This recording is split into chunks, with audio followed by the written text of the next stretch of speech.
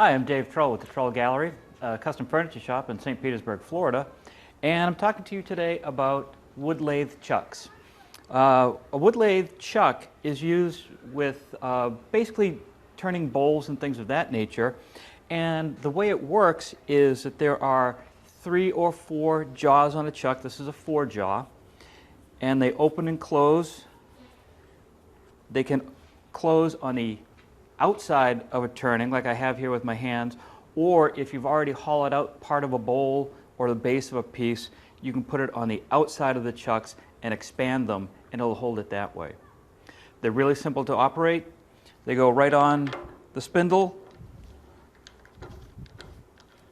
You tighten that down, mount your piece in, lock it down either inside or outside, and you're set to go. So that's pretty much what you can do with a lathe jaw chuck.